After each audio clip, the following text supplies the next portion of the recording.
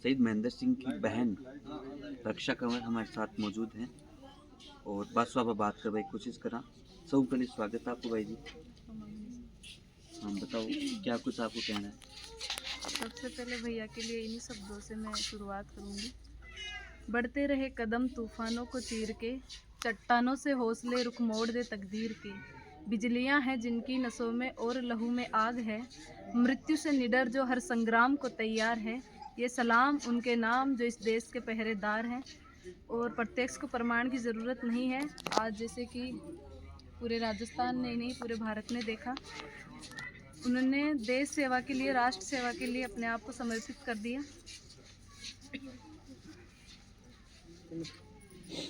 अपने परिवार के लिए उन्होंने नहीं सोचा, सबसे पहले राष्ट्र सेवा को चुना। इसके लिए हमें बहुत गर्व है। हाँ, ये पहाड़ हमारे परिवार पे टूटा है। ऐसे जख्म हमें मिले हैं जो कभी भर नहीं पाएंगे। घर में किसी चीज़ की कमी नहीं रहेगी, लेकिन एक नगीना, एक हीरा जो हमने खो दिया है वो तो कभी नहीं आ पाएगा। पर उन्होंने आज हमारे परिवार का नाम जो अजर और अमर अपने नाम नाम के साथ कर दिया है, वो हमेशा 7 पीढ़ी उनको याद करेगी। वो कहते हैं पूत का पग पालने ही दिखा है। जब उनका जन्म हुआ, स्टार्टिंग से ही वो हर चीज़ में अव्वल थे। कभी किसी से ऊंची आवाज़ में बात नहीं की, फालतू चीज़ों में कभी ध्यान नहीं दिया। सिटी में भी पढ़े, गांव में भी पढ़े, हर चीज़ से लगाव, ज़मीन से लगाव था। हमेशा कहते थे चाहे कितनी ही ऊंचाई है क्यों ना छू लेना, पर ज़मीन को हमेशा टच में रखना। हर एक छोटी छोटी चीज़। मुझे एक उनकी बात याद आती है। उन्होंने अपने ग्रामीण क्षेत्र जूनशा में जब वो छुट्टी आए हुए थे, कुछ बड़ों ने कहा कि मार्कोस कमांडो के लिए आज हम कुछ करते हैं, 2 बात इनके लिए, इनको बधाई पात्र हैं। जब उनको वहाँ पे मरीन कमांडो में जब वो अव्वल रहे थे तब उनको इनाम दिया गया था। तब उन्होंने कहा कि हम लोग तो देश के लिए वहाँ कुछ नहीं कर सकते, पर आप जो करते हो इसके लिए हम आपको बहुत आभारी है कि आपकी वजह से हम यहाँ सुरक्षित हैं। तब भैया ने कहा था कि हर एक आम नागरिक अपनी राष्ट्र की सेवा कर सकता है। ज़रूरी नहीं है कि वो आर्मी, फौज, डिफेंस में जाके ही अपने राष्ट्र के लिए सेवा करे। अगर आप अपने ग्रामीण क्षेत्र में भी एक डिस्पोजल गिलास भी नीचे पड़ा है, उसको भी डस्टबिन में डाल दोगे ना, तो वो भी राष्ट्र सेवा है। तो उनकी ये छोटी छोटी बातें जो एक बहुत बड़ा रूप ले सकती है। हर इंसान अगर उनकी छोटी छोटी बातों को इकट्ठा करे तो देश के लिए बहुत सेवा हो सकती है। एक आम नागरिक भी बहुत सेवा कर सकता है देश के लिए। हमें प्राउड इस बात का है कि राजस्थान का पहला मार्कोस कमांडो शहीद हुआ है। हमारे परिवार में कोई भी ऐसा नहीं है कि जो अंदर से उनके लिए गर्व महसूस नहीं कर रहा। सब आगे बढ़ने के लिए और ज़्यादा उत्साहित हुए हैं कि हमें भी राष्ट्र के लिए कुछ करना है। मेरी 2 भतीजियाँ हैं, उनका जो सपना था वो हम सबको मिलके पूरा करना है, तभी उनको सच्ची श्रद्धांजलि होगी। एक पिता कहते हैं बहुत अपने बच्चे को देख नहीं सकते, दुख में, दर्द में, बीमार होते हुए भी नहीं देख सकते। मैं इन पिता को बहुत बहुत, जिन्होंने वो वहाँ से लेके आए भैया को, खुद बहुत हिम्मत का काम किया। वो इतने पत्थर दिल कैसे बन गए मुझे पता नहीं।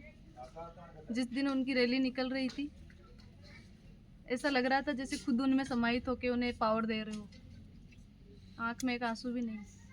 उस ट्रक में मौजूद हम सब ने देखा, आप सब ने देखा, बहुत हिम्मत का काम किया। और जब वो हमारे घर पे आए अंदर, हम सब ने भी यही सोचा था कि नहीं, एक आंसू भी नहीं आना चाहिए आँख में। हमारे पापा हमें देख के कमज़ोर हो जाते हैं, हम उन्हें कमज़ोर नहीं देखना चाहते।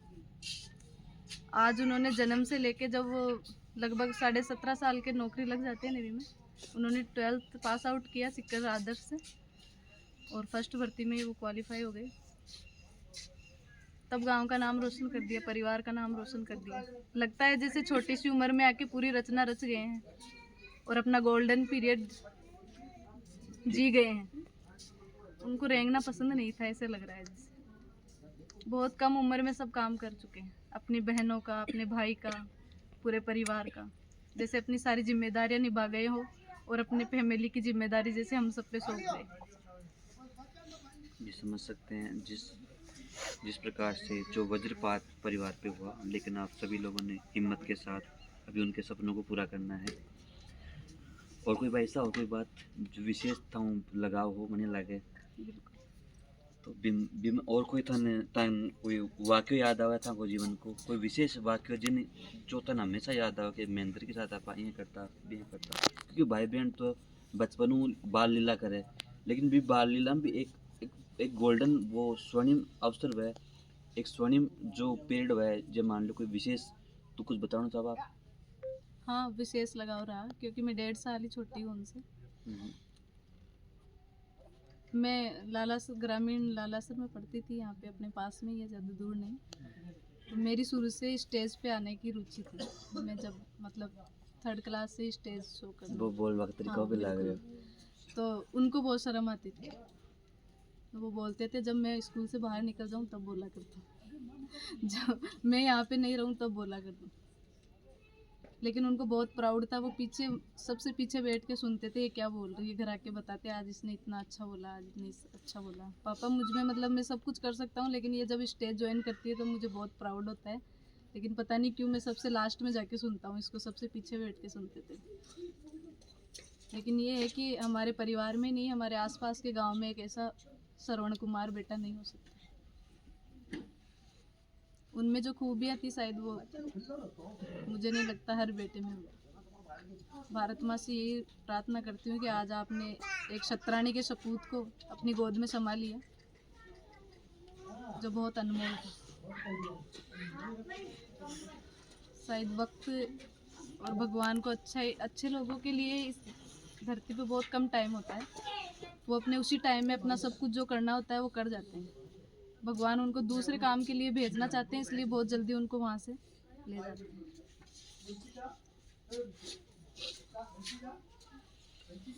तो ये थे महेंद्र सिंह के बहन रक्षा कंवर, जिन्होंने अपनी कुछ यादें अपने को बताई। हाँ,